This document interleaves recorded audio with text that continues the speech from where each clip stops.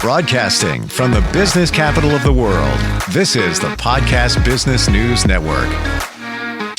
We had so much fun last time we did this that we're going to do it again. And I love the inside information, the peel back the curtain for an interior designer.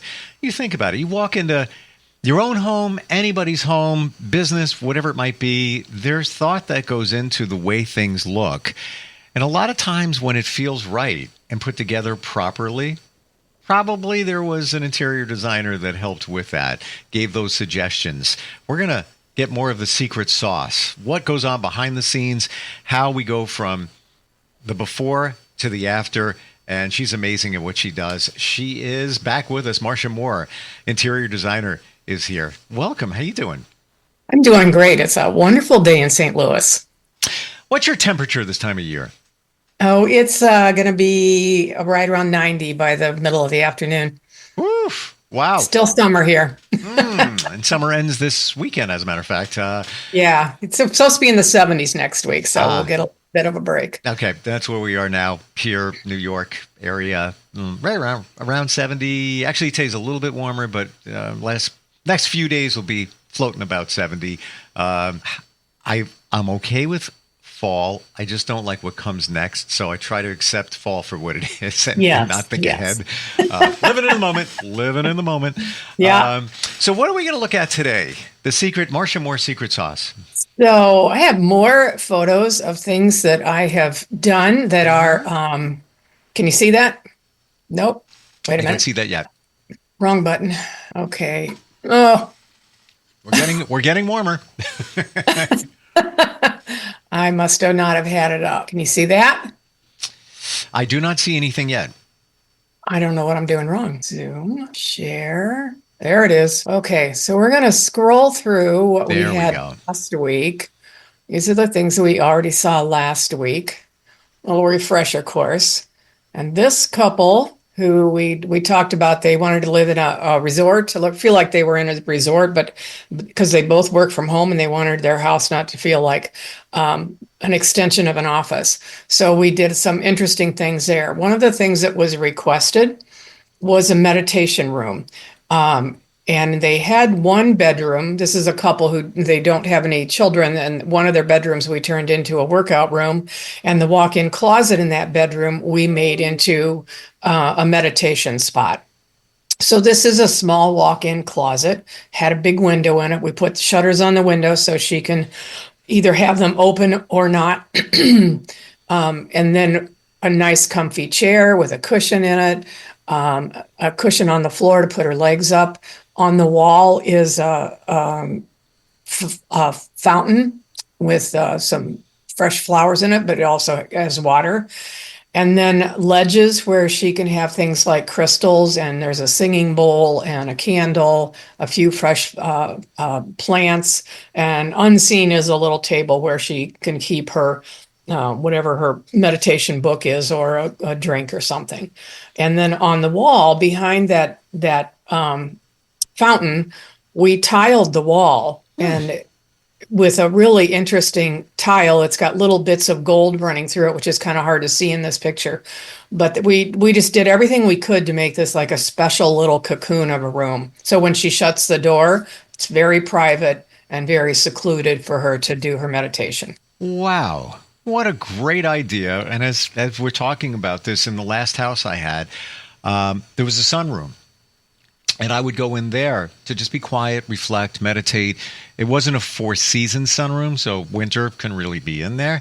But to transform a closet, and this just enough space, very comfortable, cozy, just kind of, put your feet up there, lean back on the couch. And you could even go in there and just say, hey, I just want to read. I want some peace. I want some quiet. Right, exactly, yeah. You don't have, if nobody's in the workout room, it's very private. It's the very end of the hallway, and nobody would be up there for any other reason. So just to confirm where this was located, this closet was located in the house. Where did it connect? It's on the second floor. It's one of the bedrooms. The front when you walk up the stairs, at the front is the primary bedroom, and then at the very back of the hallway is two other bedrooms. One is the husband's office, and the other is a workout room. That it's the front of the house, so that window butts out to the street, but it's the closet in that bedroom that has been turned into a workout room. Amazing. And wonderful. Every piece of it, and it's got your signature plants in there too. Yeah. Gives it life. Right. Amazing. And plants don't have to be live. If you don't have a green thumb or you do not have enough light for plants, get fake ones. They look, you can't go and buy the cheapest fake plants around. They'll look fake. But if you buy good quality fake plants, then they look real unless you get up real close. And so they do the same thing as far as adding peacefulness and serenity to the room. And just to reflect on what we talked about last time we got together, plants, and this is my experience, Facebook Marketplace, you can find so much for so little. And of course, you got to pick and choose to make sure it looks realistic and such. Right. But, you know, I would be spending, I'm not even exaggerating, for a plant like that, you know, in this photo, which, you know, looks a little tropical. And if you bought that in the store, you're probably looking, you know, easy $100, you know. Yeah, easily. Easy. Right. I would have bought that on Facebook Marketplace, maybe $25, maybe 20. I'm not, I did it. Yeah. Every Facebook plant. Marketplace has got some good deals sometimes. Every plant. And even for a high ceiling, I bought one that was like, you know, 12 feet tall. Maybe I paid $35, I think. You know, the hardest thing, like we said, was transporting it. But yes, exactly. All good. All good. Yeah, this is amazing. Okay, so this next picture this is one of Kathleen's projects. Kathleen is the other designer that works with me. This is a very long, narrow living room. So it was a challenge to figure out how to make it feel cozy and contained rather than just like a bowling alley. From where the picture was taken is the front entry of the house. And then you have, so what she did to make this feel more cozy is grouped furniture around the fireplace. So all the seating area is at the fireplace, a couple extra stools so that if you have a bigger group of people, you can pull those stools away from the fireplace and have more seating. And at the far end of that room is a sunroom, which is painted some kind of orange. I can't remember the name of the paint, but painted orange, which is a really cool room all by itself. But what I was specifically wanting to look at here is once you get past the seating area, to the right is the dining room. And then there's kind of this blank area that was, what do we do with this space? So this is what she did. Created a little seating area where you can have a cup of coffee, read a book, have a private conversation with somebody. And it's not just a table. It's a navy blue lacquered, very shiny table. So a really interesting focal point here. In one of our previous podcasts, we talked about the rule of three, how using three different things creates an interesting space. And also about I think we talked about the 60-30-10 rule for paint. 60% is your primary color, 30% is your secondary color, 10% is your accent. So she's got both of those things going on here. On the mantle, you see three little pieces of ornamentation pieces. She's got a blue as your primary color, white would be the secondary color, and then a touch of orange for the accent color. So, and another thing that we try and do is repeat patterns. So if you see on the windows, there's a crisscross pattern on the upper windows, and she uses that same kind of pattern on the pillows on the chairs. Interesting. Give me that paint formula again. 60-30-10. People decide they like, let's say you like orange, and they just kind of go crazy with it and get too much of it in a room. So I always caution people that whatever your accent color is only 10% of your room, then it becomes really interesting. Otherwise it's overkill. So 60% is your primary color, 30% is a secondary color, 10% is your accent color. Gotcha. And You just said it. I believe you said it in the past. The rule of thirds is something to The live rule by. of three is, for some reason, our brains like odd numbers in a grouping as opposed to even numbers. So if you have three things and you want to add, and it seems like it's not enough for that space, and you want to add something else, you need to make it five things, not four things, because the grouping needs to be odd numbers. So that's why it's called the rule of three. You start with three things. And so here we've got two chairs and a table.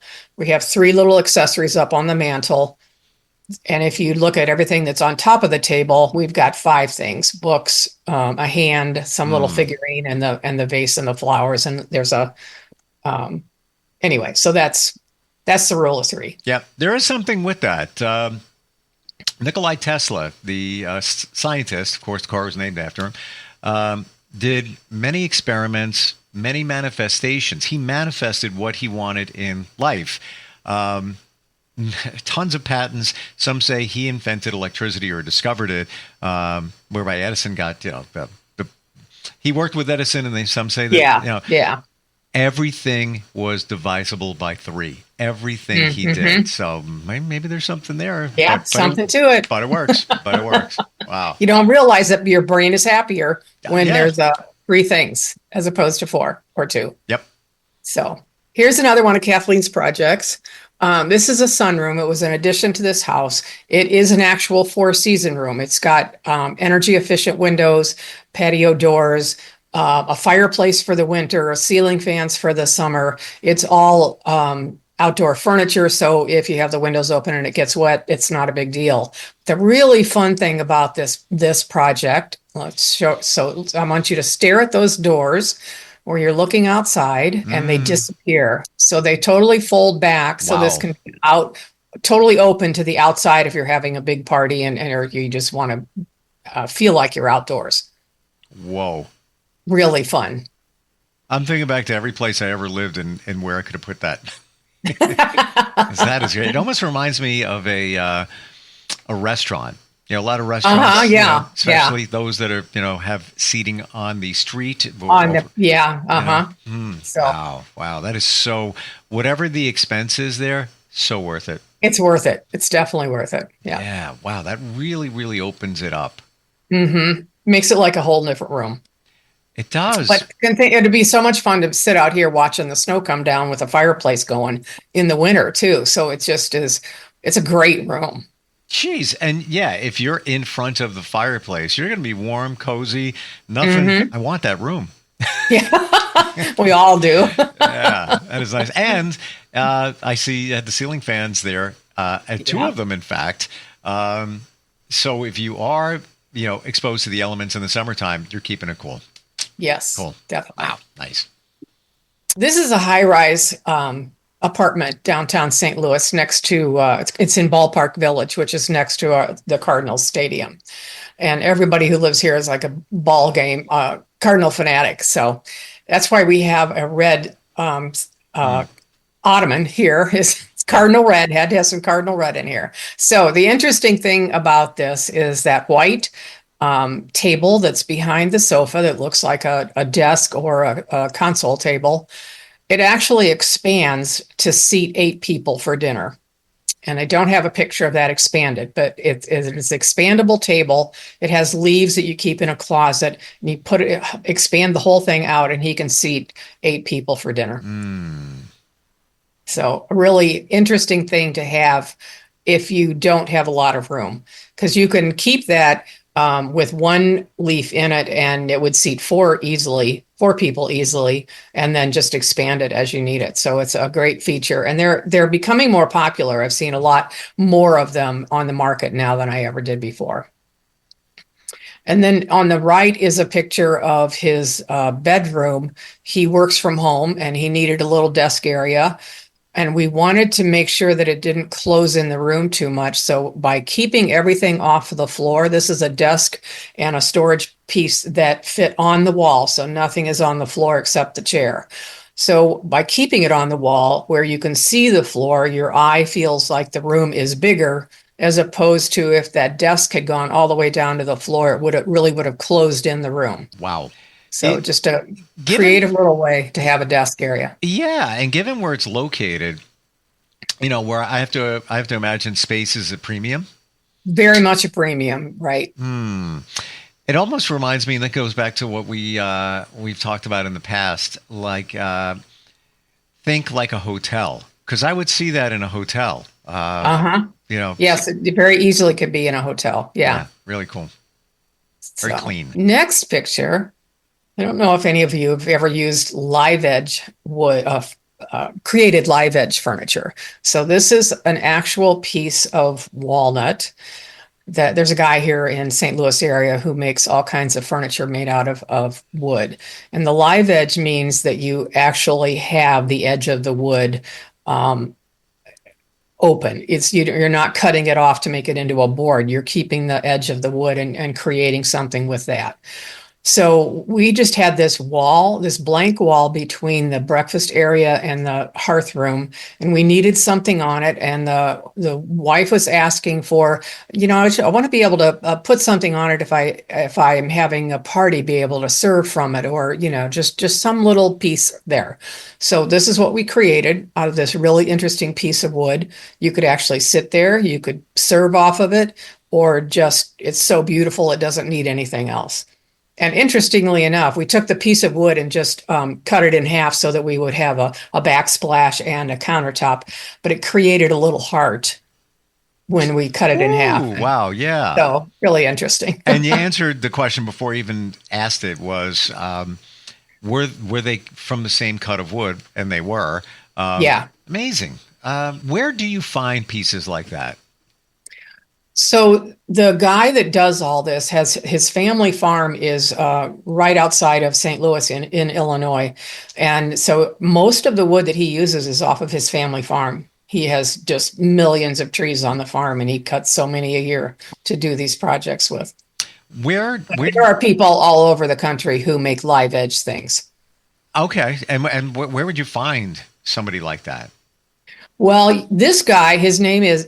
I've got to remember his name now, Dave Stein, Stine, and he actually has showed his work in New York. I know he goes all over the country, so you can use him, Dave Stein Furniture. Amazing! What a nice touch. First of all, just having a table, call it a shelf there in that location would be nice in itself. But this is just a beautiful natural vibe to it. Yeah, it's a sculpture. It's a useful sculpture. Yeah. That really describes it. So here's another, this was a new home that we built for a client. And this was the den / office. To the right that you can't see anything is an office area the husband uses a lot.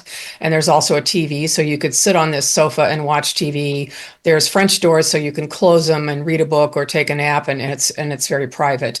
But because we did a custom built-in bookcases on that wall, and then the sofa's in the middle of them. If you're sitting on the sofa, you need a place to keep a drink, and there really isn't one. So I want you to look at the doors and the drawers right on this side of the sofa. You can see the knobs where you could open the door or the drawer. And right in between the door and the drawer looks like just a sliver of wood. It's really a shelf. So it's one of those, it's a touch latch. You push in on it and it immediately pulls itself out.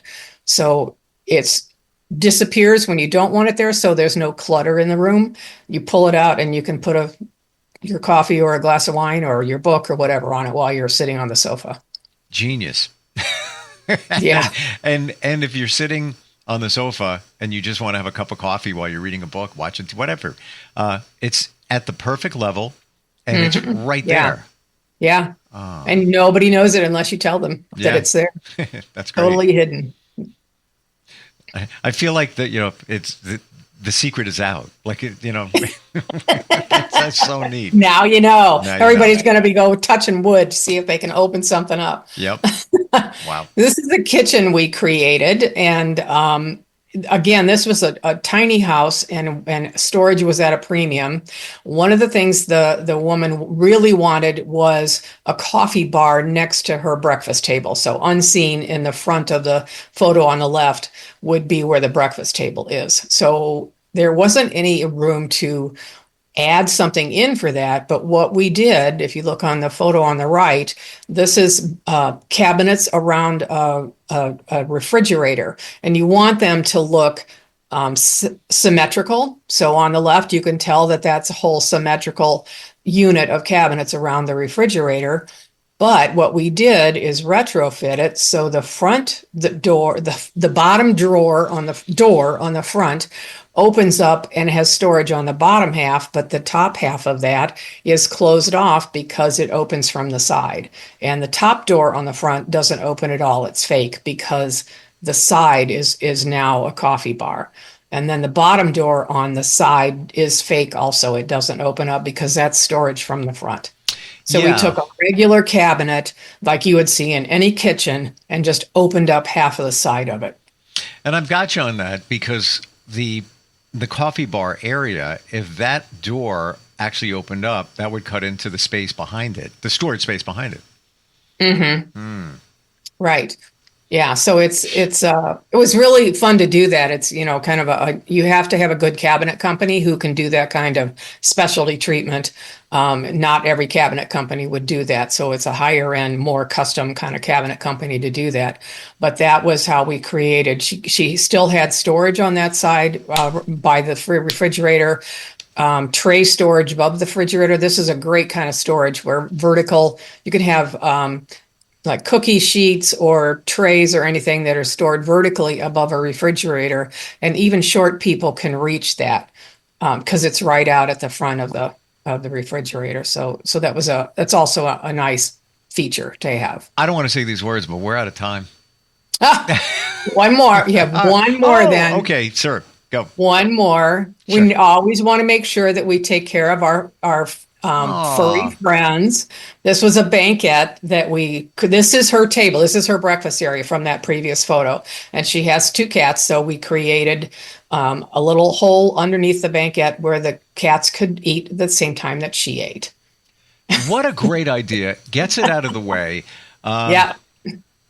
And they're still in the mix. Clever. They're still right there. Wow. I really like that. Now, not that having a bowl of food on the floor is bad, but when you tuck it away and they have their own little space, love. Yeah. Wow. Yeah. I just love your ideas. Like sneaky little, Thank you. Tricks that just enhance everything. And this is a part of what you do. How do we find you, Marcia? MarciaMooreDesign.com. Marcia is spelled Marcia, Moore, Moore. And almost all these photos are on my website if you want to take a look at them again. Awesome. You are clever, creative, just have just a unique style. When you're attacking a project, you morph it into what somebody's looking for. Thanks for all these podcasts. Thanks for all the insight. Wonderful having you on here. You're very welcome. Thanks for having me. Thank you. We'll be right back.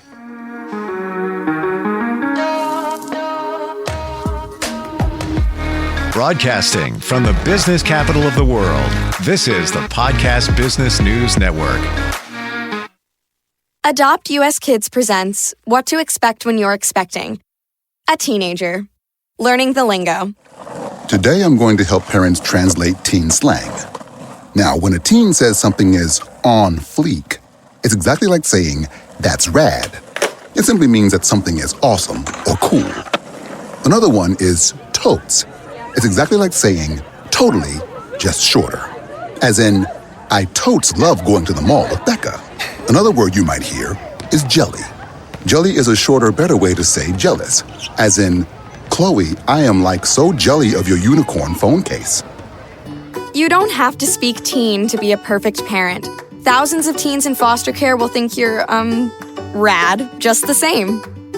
To learn more, visit adoptuskids.org.